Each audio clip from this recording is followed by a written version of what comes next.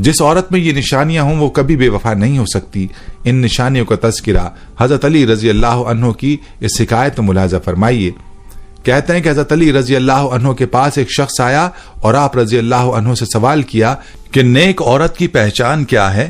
تو حضرت علی رضی اللہ عنہ نے فرمایا، یاد رکھو میں نے اللہ کے رسول صلی اللہ علیہ وسلم سے سنا ہے کہ ایسی عورت جس کا شوہر اس پر غصہ کرے اور اس پر ناراض ہو تو یہ عورت اس کا ہاتھ پکڑ کر کہے میں تو ساری زندگی تمہارا ساتھ نبھاؤں گی، اور یوں اپنے شوہر کو راضی کرے اور اپنے گھر کی برائیوں کو کسی اور کے سامنے بیان نہ کرے اور اپنی اولاد کی ایسی پرورش کرے کہ زمانہ اس پر رشک کرے۔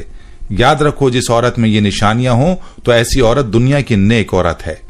یہ عورت کبھی بے وفا نہیں ہو سکتی، اور ایسی عورت آخرت میں بھی سرخرو ہوگی، اور اس عورت کے بارے میں اللہ تعالیٰ قیامت میں فرمائے گا کہ یہ عورت جنتی عورت ہے۔ اس روایت کے مطابق نیک اور با وفا عورت کی جو سب سے بڑی نشانی ہے وہ ہے شوہر کی فرما برداری۔ یاد رہے کہ عورت کے لیے اللہ تعالیٰ نے اس کے شوہر کا بڑا مقام رکھا ہے، اور یہاں تک کہ فرمایا کہ عورت کے لیے اللہ کی رضا اس کی شوہر کی رضا میں ہے، اور عورت کو یہ تنبیہ کی گئی ہے کہ اس کی جنت اور جہنم کا دار و مدار اس کے شوہر کی اطاعت و فرما برداری میں ہے۔ اسی لیے شوہر کی فرما برداری کو نیک عورت کی پہچان کہا گیا ہے، اور ساتھ میں یہ بھی فرما دیا کہ نیک عورت اپنے گھر کی ناگوار باتیں اپنے تک محدود رکھتی ہے اور اپنی اولاد کی پرورش پر توجہ دیتی ہے۔ لیکن بڑے افسوس کی بات ہے کہ آج کی خواتین اسلامی تعلیمات سے دور ہونے کی وجہ سے اپنے شوہر کے مقام کو نہیں پہچانتی، جس کی وجہ سے وہ اپنے شوہر کی وہ قدر نہیں کر پاتی جو کرنی چاہیے۔ اور یاد رہے کہ اس کا نقصان عورت ہی کے لیے ہے، کیونکہ وہ اپنے شوہر کی عزت نہ کر کے اپنی اس زندگی کو بھی خراب کرتی ہے اور ساتھ میں ان کی آخرت بھی خراب ہوتی ہے۔ پیاری بہنوں اور میرے بھائیوں، یہ تو نشانیاں تھیں ایسی عورت کی جو بے وفا نہیں ہو سکتی۔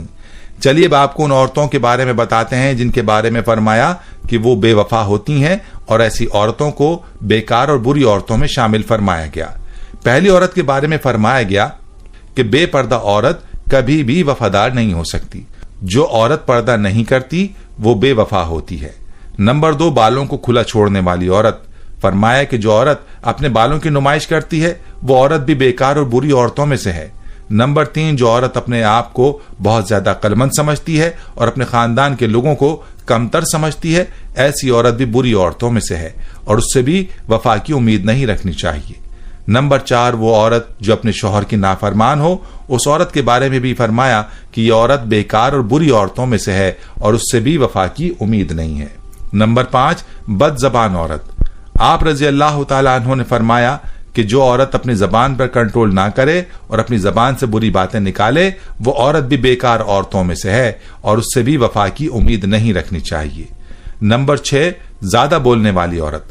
آپ رضی اللہ عنہ نے فرمایا کہ جو عورت دوسروں کو بولنے کا موقع نہیں دیتی، اپنی ہی سناتی ہے، کسی کی نہیں سنتی، یہ عورت بھی بری عورتوں میں سے ہے۔